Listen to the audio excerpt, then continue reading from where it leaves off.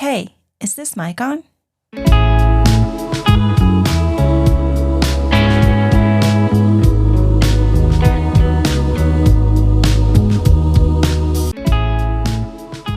first person who saw me was my dad. And I don't think I realized how much of my life was shaped by that until he was gone. Because when someone sees you from the very beginning, before you've accomplished anything, before you fail, before you become who you're going to be, they become part of the way you see yourself. And when they're gone, you spend years trying to find that reflection again. I actually had a completely different episode planned for today. But while I was in Kansas City visiting friends and family, I realized this is the story that I need to tell. Before we dive in, I want to let you know that today's episode is a little longer than usual, but I promise you, it's worth staying till the end. So if you can, settle in with me. Let's get into it. My dad brought us to Lee's Summit, Missouri in 1996, straight from Ciudad Juarez, Chihuahua. And I remember the way he described it. He called it paradise. Now, Kansas City doesn't have the mountains like Colorado. It doesn't have those views that make your car pull over just to stare at them. But it has its own kind of beauty. The sunrises, the sunsets, the green landscapes, the lakes, the hot, humid summers that stick to your skin. The kind of heat where you can hear the cicadas singing before you even see them.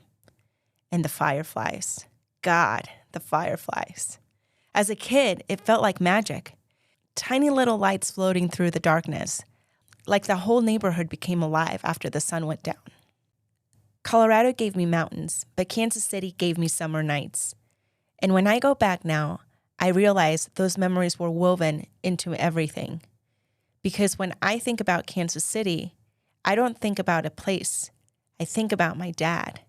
And I think about him seeing this for the very first time and calling it paradise.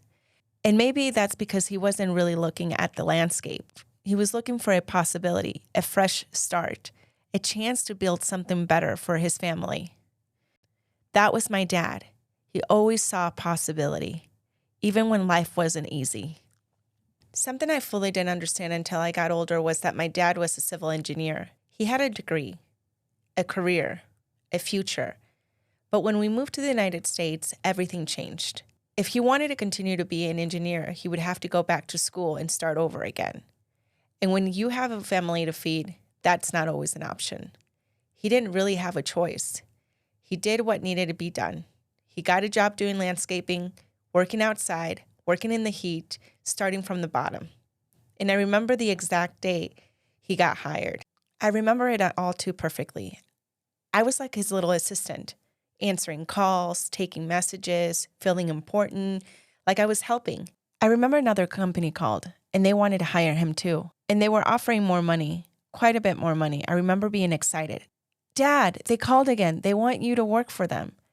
In my mind, the decision seemed obvious. More money, better pay, problem solved. But my dad looked at me and said, "No, I already said my word to another company. I'm supposed to start tomorrow. I can't do that." And even now, all these years later, that tells me everything I need to know about the kind of man he was. His word meant something. Integrity wasn't something that he talked about. It was something he lived. And then he said something else I'll never forget. He told me he didn't even want to go back into that industry. He wanted something different, a fresh start. He wasn't chasing money. He was chasing peace. Landscaping wasn't always steady, especially during the winter. The winters could be slow, and when it slowed down, he picked up another job, whatever he needed to do to take care of us. One year, he got a temporary job at a supermarket, and every morning he'd come home with fresh Krispy Kreme donuts. As kids, that felt like winning the lottery. The smell would fill the house, and we'd all come running, "Dad brought donuts!" And one morning, he came home smiling, really smiling. He said, "Well, they asked me to be the manager." And I remember thinking, of course they did, because everywhere my dad went, people noticed how hard he worked. I told him, no, this is temporary. This is only for right now. And looking back, I think that's another lesson he taught me without realizing it. He never treated temporary circumstances like they were permanent. He always believed better days were ahead. even when things were hard, even when he was starting over, even when nobody would have blamed him for feeling defeated. He believed, and somehow he made the rest of us believe too. Maybe that's why losing him was so hard, because he wasn't just a person who fixed things. He was a person who made you believe everything was going to work out, even when it felt impossible. One thing about my dad, could work all day in the sun, come home exhausted, and somehow still make it feel like the party was just getting started. I don't know how he did it, but he did. And as soon as the door would open, something exciting usually followed. Every now and then, he would walk through the door and say, "I got Royals ticket. It's Buck night." Instantly, the house exploded. We were all like, "Yay, Daddy, we're going to go to the Royals." And he'd just stand there, smiling, watching all of us lose our minds. Looking back, it wasn't really about baseball. It was about him, the energy he brought into the room, the excitement, the possibility, the feeling that something good was always around the corner. And when he walked through the door, the whole house changed. And I think that's what made him special.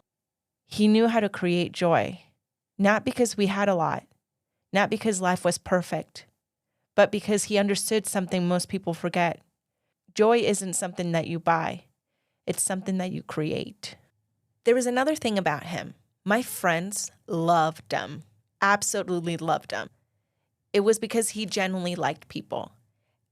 And when my friends came over, he didn't disappear into another room. He'd pull up a chair, sit down, and suddenly he was part of the conversation. One of my friends would mention some random topic, history, politics, cars, I don't know, tennis, anything, golf, something most people would find boring.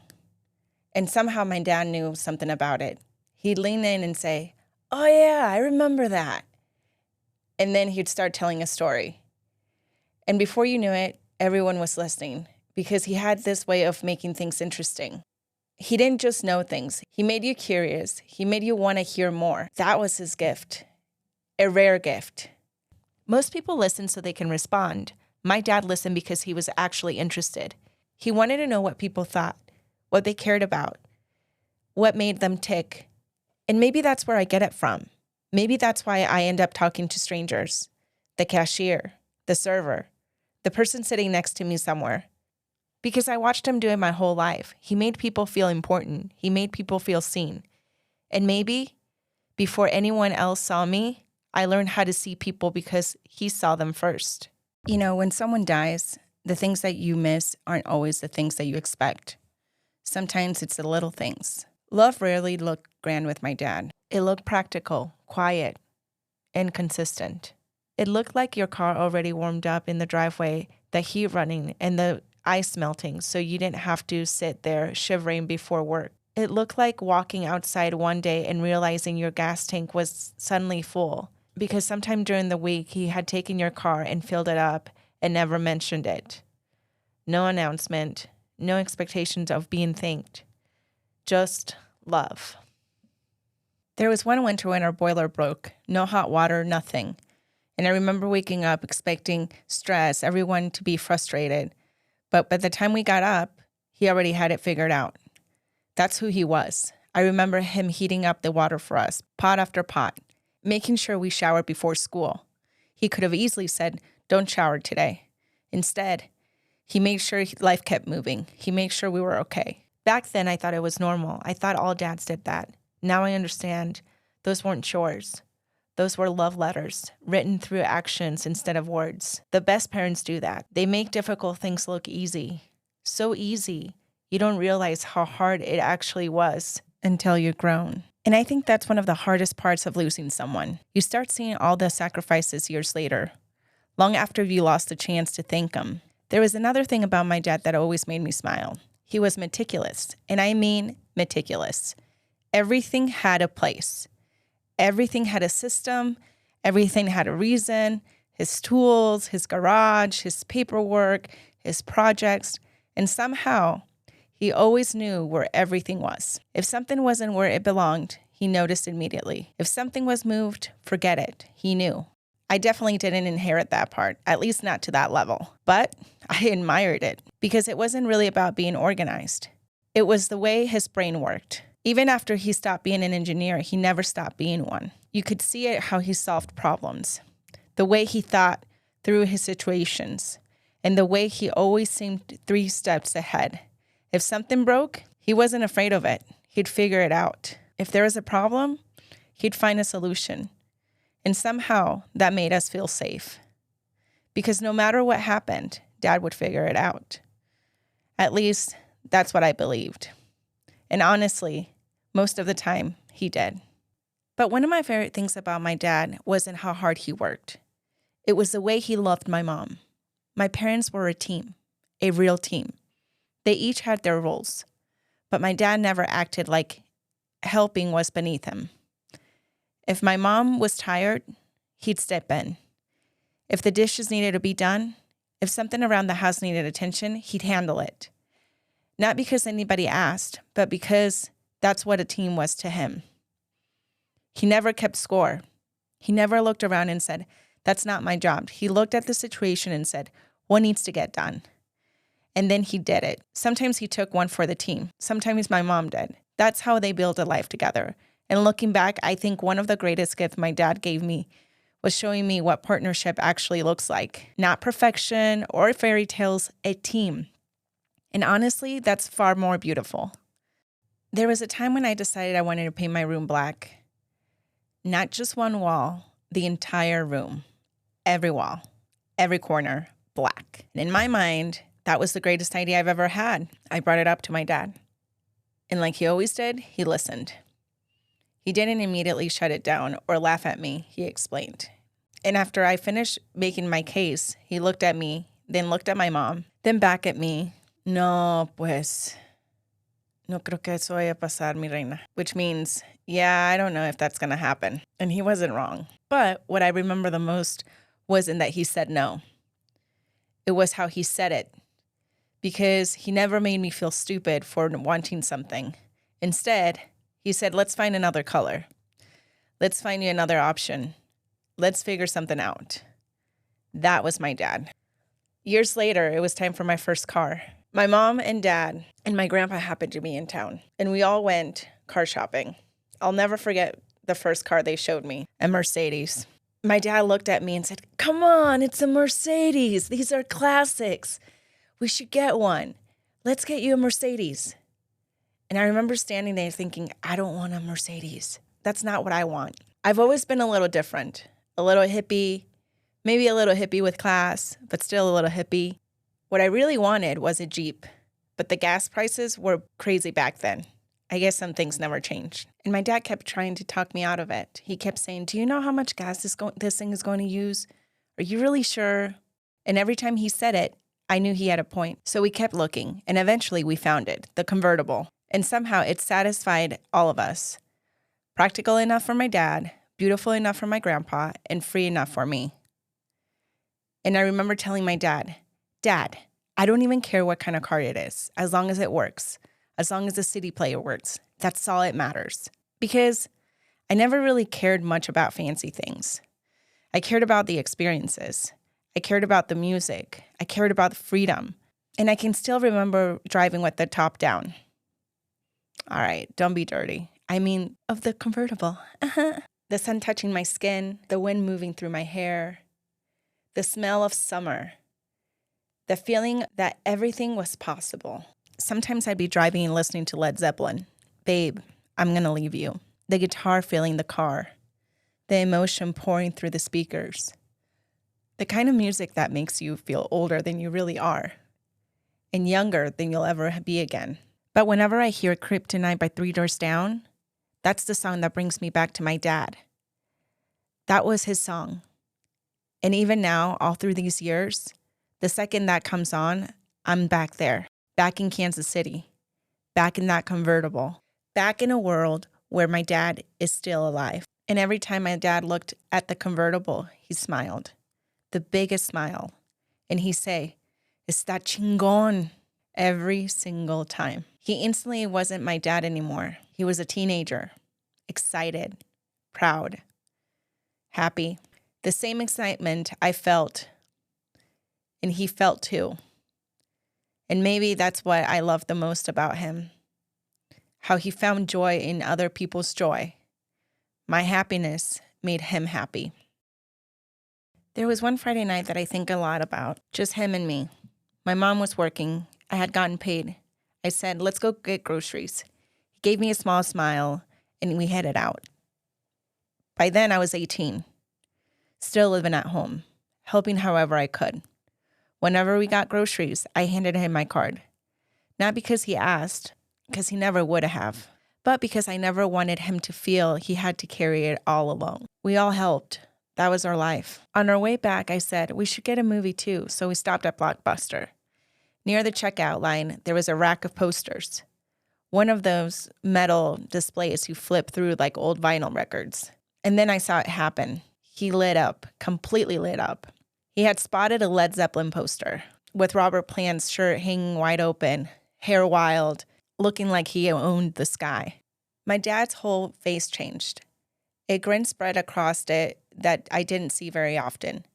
Boyish, bright, almost weightless. Luisa, mira, he said, excited like a teenager. Discovering music for the first time, I looked at it and I said, está fregón, and I laughed. He goes, you want it? Honestly, I think he wanted it more than I did. I said, yeah, without hesitation. And on our way home, he couldn't stop looking at it. He couldn't stop talking about it.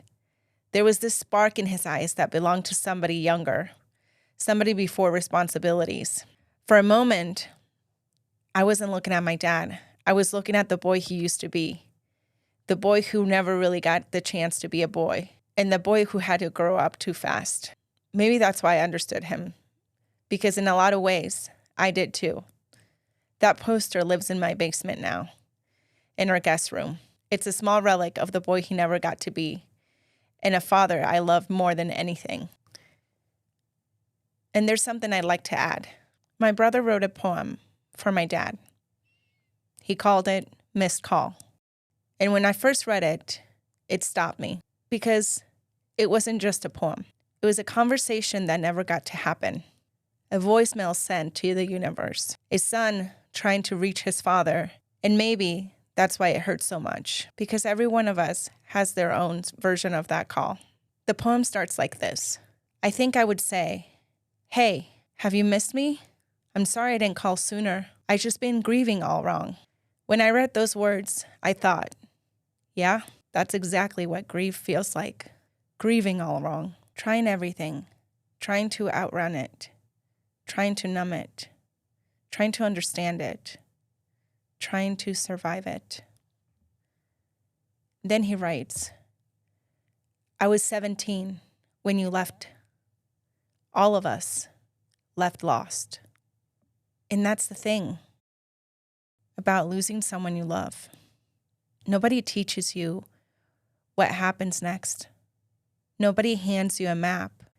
Nobody tells you how to be a son without a father, or a daughter without a father, or a sister without a sibling, a mother without her child, a friend without the person who knew them the best. You just wake up one day and the world doesn't make sense anymore. And somehow you're expected to keep going. If you have to work, they give you 3 days to grieve. If only it took 3 days. Then he writes, please speak up, Dad. I'm tired of apologizing to the sky. And I think that's the line that broke me. Because how many of us have done that? Talked to someone who isn't here anymore. Looked up at the sky. Sat in your car. Heard a song. Walked into a room.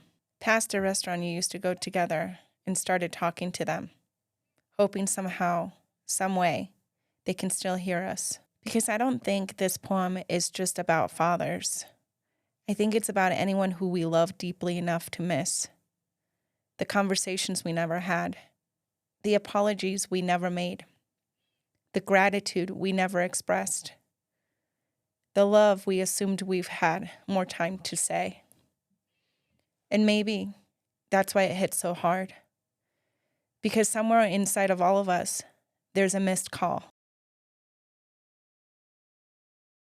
There was one final conversation we had that I think about all the time now.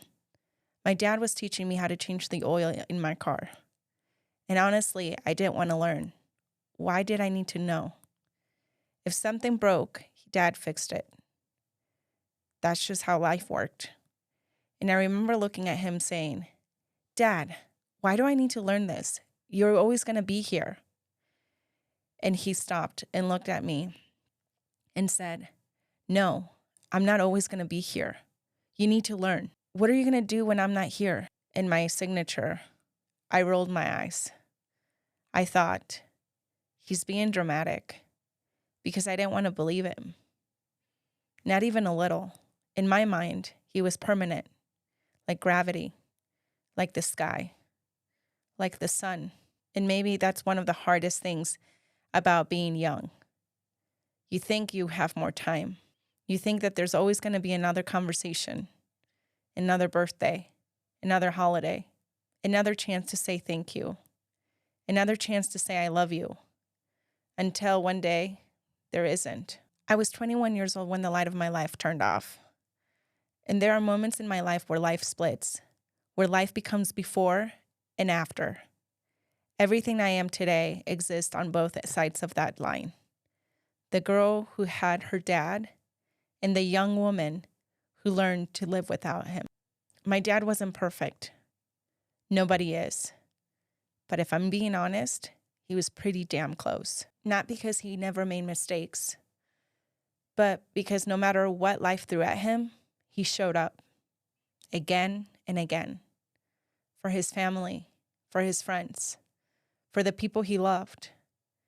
And when he was gone, I realized his shoes were hard to fill, really hard to fill, because people like that don't come around too often. Maybe that's why I still tell these stories. Because when someone leaves footprints that big, you don't stop seeing them. And maybe that's what this episode has really been about. Not loss, love. The kind of love that scrapes your windshield. The kind of love that fills your gas tank. The kind of love that gets excited about Led Zeppelin poster. The kind of love that sees you before anybody else does. And thank you for teaching me how to see beauty in everyone else.